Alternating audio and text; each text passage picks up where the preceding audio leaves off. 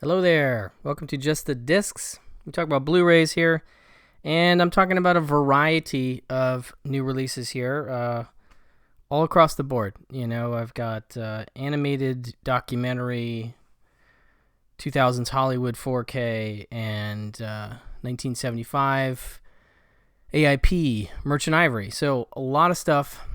Let me get into this. My favorite of the group is going to be American Pop. This is a 1981 film from the great Ralph Bakshi. If you don't know Bakshi, he was an American animator, filmmaker, painter, and he really established himself in the 1970s as an alternative to mainstream animation through independent and adult-oriented films. And through, I think, from 1972 to 92, he directed 9 theatrically released feature films, 5 of which he wrote, and he's been involved in numerous television projects. Started at Terry Toon's cartoon studio as a cell polisher, and eventually promoted to animator and director. And started his own studio, Bakshi Productions, in 1968, and with producer Steve Krantz. They made their debut film, Fritz the Cat, which is a very adult animated cartoon based on characters created by R. Crumb, and was a big, big hit. And he would go on to produce things like, I've got a lot of his stuff here. Heavy Traffic is probably one of my favorites. Another one, sort of adult-oriented, but in a human world. Produced by Samuel Ziarkoff. Really solid stuff. Wizards, a really interesting parable with some Star Wars ties in terms of the I want to say the voice cast, but really, really neat movie. And of course, he did the original animated Lord of the Rings, and he did a movie called Fire and Ice. Another one similar to Heavy Traffic called Hey Good Lookin', which is only on DVD at this time, and would move on up to Cool World in 1992 with Brad Pitt, which I haven't had a chance to talk about on the channel, but I did pick up the Shout Select Blu-ray of that. So anyway, American Pop. What is American Pop? It's from 1981, and I think it's one of his most ambitious projects. It is sort of a sweeping portrait of Americana told through generational stories of one family. And it starts, in Russia with a family that's forced to run from Cossacks and retreat to New York City, and it ends up being just a mother and her son, and the son is selling newspapers, and he finds himself outside a burlesque show, and he gets called in by the promoter to hand out lyric sheets, and then you're supposed to use them to drunkenly sing along with the singing burlesque performers on stage. And he has sort of a personality and a knack to his presentation, and he sort of strikes the fancy of this promoter. And then, small spoiler, his mother is killed in a tenement fire, and he's fully taken in by the promoter and even given a chance to do stand-up comedy and singing and just a goofy act on stage. And then he gets involved with he gets older, and he finds a stripper that he gets involved with, and they have a kid. And so the movie starts that's just the beginning, but it starts to move forward. It really opens with a wonderful piece of music. The score is composed by Lee Holdridge, but the score in the opening is really neat because it's orchestral, and it's showing like pictures of America throughout the ages a little bit, because it starts in like the late 1800s, crossing into the 1900, I think, and then on up. And the orchestral piece is beautiful because it's a medley of pop songs done orchestrally. So you have Freebird, which goes into As Time Goes By, which is a big motif throughout the movie, which goes into You Send Me, which is coming, multiple times in the film, Slaughter on 10th Avenue, String of Pearls, I Got Rhythm, and Maple Leaf Rag, all in this beautifully woven orchestral piece. And it really sets up the film nicely. And the film I should sell as something like Once Upon a Time in America meets American Graffiti, sort of. I mean, it's a hard thing to take a sprawling epic and then take a crazy night, 60s movie and put those together. But just in terms of the scope, it's like Once Upon a Time in America, but in terms of the jukebox quality of the music, it's more American Graffiti. And the movie itself was, for a long time, lost to music rights, abyss, basically, because Bakshi, when he made the film in 1981, he had a reputation that he'd already built up as this underground guy, and as a result of his rep, as I understand it, he was able to acquire the rights to an extensive soundtrack, including songs by Bob Dylan, Jefferson Airplane, Janis Joplin, The Doors, George Gershwin, the Mamas and Papas, Herbie Hancock, Lou Reed, and Louis Prima, for under $1 million in permissions fees. And then as a result of music clearances for home video, it didn't come out until 1998 on VHS. And I remember when it did come out, it was a big, big deal. And that's not even all the songs that are in it. That doesn't mention, Freebird and Night Moves by Bob Seger, which is my favorite song used in the film, and it's used wonderfully. But it's a jukebox, epic, if you will, in terms of, setting up these different characters and how each member of the family has a son that sort of spins off and does his own thing, and they all have some musical inclination. But it's a really neat story, I think. It does pack a lot into like 95 minutes, so you don't get a ton of time with each of the generations, if you will. But it is a combination showbiz movie, gangster movie, a little bit of war movie, road movie, hippie movie, drug movie, and generally sort of rags to riches a little bit, just in terms of the involvement in the music industry. But yeah, there's gangster aspects to it. It is a combination of Bakshi's signature like rotoscoping animation technique, as well as still photos with some black and white footage for montage, and it's pretty cool. The Blu-ray sadly has no features at all and doesn't even have a menu. That's a little disappointing. I would love to have gotten some kind of commentary or at least something to go with it, but it looks pretty good on Blu. I gotta say, I've seen it digitally online, and this looks maybe just a little bit better than that. It doesn't look like it's been restored necessarily, but it looks good enough, and I'm happy to get it and add it to my Bakshi collection, which I have, as you can see, a lot of his stuff. But like I said, it's one of his most ambitious films, and in that sense, I'm very glad to have it on Blu-ray finally. So that's cool. So that's number one. That's my first and my favorite of this group. Next up, as I said, we've got varied stuff here. We have the YouTube Effect. Now, this one is a documentary. It's the new documentary by Alex Winter. Alex Winter, of course, Bill S. Preston Esquire from Bill and Ted's Excellent Adventure, but who I think has really blossomed into quite an admirable filmmaker in his own right. Even starting back in the 90s with something as crazy as Freaked, which is a straight-up nutty cult movie. He's become a real documentary filmmaker. He's done movies about all kinds of tech and, like the deep web and Napster and just online communities in general. So he's very familiar with this space. He also did one on Frank Zappa, which I really need to watch. I haven't seen that yet. But he is just a really sharp guy and somebody who I respect quite a lot.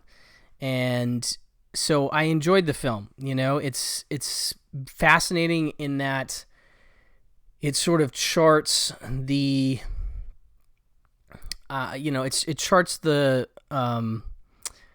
beginning of YouTube, its history, how it grew in viewership. They do incrementally every 5-6 years, showing like how much it's grown. It grows so much in terms of viewership over time. And when the algorithm is introduced, also how much revenue they're making each year as it goes up billions and billions and billions to the present day. And just how it's become this incredible democratization of information, but also has some problematic elements in terms of the algorithm and in terms of what that can do to people, sending them down certain rabbit holes and sometimes pushing maybe some less stable people into a bad place, and feeding the algorithm, feeding them more incendiary videos, often not always policed for accuracy of any kind. So it's a fascinating look, and they talk to the originators of YouTube and one of the ex-CEOs, and they talk to some Google people, and they talk to a lot of the creators that were big early on in the website's presence. But it's kind of depressing in a way, and it's scary because it is so big and so out of control at this point in terms of it's not particularly regulated and it's protected in this certain way. I don't want to get into all the details because there's a lot to really absorb, and I definitely enjoyed the documentary. As much as it posits a lot of questions and doesn't have a lot of answers, it's not a huge flaw in the sense that it would be hard to have answers for a lot of this stuff because it is so complicated and far-reaching in its implications. But it's definitely very thought-provoking, and I enjoyed how he put it together and the way that he structured it. This Blu-ray from Drafthouse Films includes a special feature, which is a 1-hour Q&A with Alex Winter. It's moderated by Canopy's Christian Pierce, which, by the way, the film is available on Canopy right now. So if you have Canopy through your library system, you can watch it for free there. And I do recommend checking it out that way. But the Blu-ray does have this. I don't know if Canopy has this Q&A available there or not. But I will say this hour-long Q&A where Winter talks about getting into making films and documentaries specifically. I think he said this might be his 9th documentary or something. And then he goes into the details of why he wanted to make this movie. And it's really thoughtful responses from him. Again, a very intelligent man and somebody I respect, again, very much. And I enjoyed this Q&A as much as I enjoyed the documentary. Just his contextualization of why he made it and some of the things that stood out to him in the process of making it, I found to be fascinating and as much thought-provoking as the film itself. Also, it's inspired by an idea by Hollywood producer Galen Hurd, which is cool. And so Alex was very excited to get involved and work with her, and that's part of the inception of the movie. But yeah, a nice Blu-ray. I think I'm not sure if it's a made on demand. It looks like it might be a burn, but region A and B locked, which I didn't know you could lock burns, so maybe it is legit. But that said, enjoyable documentary, definitely worth your time. Check it out on Canopy if you want, and definitely check out that Q&A. Very good stuff. Next up, we have The Legend of Zorro. This is a 4K. As I said, we got a lot of wild stuff happening here. This is Martin Campbell, director's follow-up to his hit film, The Mask of Zorro, which I didn't realize was $95 million in 2008 and made $250 million. Of course, stars Antonio Banderas and Catherine Zeta-Jones, who reprised their roles in this sequel, which came out in 2005. And Martin Campbell would go on to reboot the James Bond franchise in a big way the next year with Daniel Craig in Casino Royale. Also forgot Amblin Entertainment is involved in this one. So Legend of Zorro, it says, having spent the last 10 years fighting injustice and cruelty, Alejandro de la Vega, that's Banderas' character, Zorro, is now facing his greatest challenge. His loving wife, Elena, has thrown him out of the house. Elena has filed for divorce and found him in comfort in the arms of Count Armand, a dashing French aristocrat. But Alejandro knows something she doesn't. Armand is the evil mastermind behind a terrorist plot to destroy the United States. And so, with his marriage and the country's future at stake, it's up to Zorro to save the two unions. it is a worthwhile sequel. Rufus Sewell plays the villain in question, and he's very good in this movie. An underrated, underused actor in these days, which is unfortunate. But yeah, I mean, it's a big Hollywood spectacle, and it is at that time when CG is certainly present and used in this film. And I'll go into the specifics in the special features portion of this discussion. But there's a lot of practical stuff in it, practical stunts, practical people jumping and flying through the air, and so there's something to that I enjoy in this kind of film. So that's kind of neat to have. And it's great to see Banderas and Catherine Zeta-Jones reprising these roles. They're very good in these roles. They're well suited to them, and Banderas is not afraid to get in the thick of some of the stunt stuff. Clearly, he's not doing all his own stunts, but there is some stuff where he's putting himself in harm's way in a way that he's obviously very motivated to be involved in making the film as good and as interesting looking as possible, with him, being a real hero in a way. Okay, so in terms of features, so this is your 4K, and it looks good. It's not overly brightened. This has just the 4K and a digital code. This is no Blu-ray included. So this is 4K only. The detail, again, looks good. The grain looks good. Color is good. It's not overblown, if you will. It just looks nice, to my eye anyway. So a solid looking transfer on HD. It is including HDR, and I don't see if it mentions a new scan, but the scan looks nice. So whatever they've done, it does look pretty good on 4K. Now, in terms of the extras, I think a lot of this stuff is ported over from previous releases. I don't believe any of it is new, but it includes a commentary track with director Martin Campbell and Phil Mayhew, the director of photography, which is a good track, good technical details contained in it, and them speaking quite specifically to each sequence as they watch. It's a very scene-specific commentary, talking about stunts, actors, difficult bits of the sequences, and he's just a mild-mannered director, thoughtful guy, and so it's a good. I like DP director commentaries. They give you a lot of nuts and bolts stuff that's fascinating. So that's a big one. And then in terms of featurettes, we have 4 featurettes and some deleted scenes. So we have a stunt featurette, which is 9.5 minutes, which includes Gary Powell, the stunt coordinator, and John Mahaffey, the second unit director, who apparently worked on the Lord of the Rings films and was part of the reason Martin Campbell was excited to work with him. Director Martin Campbell, Antonio Banderas, and more, talking about the real stunts that are done in the film that you're watching.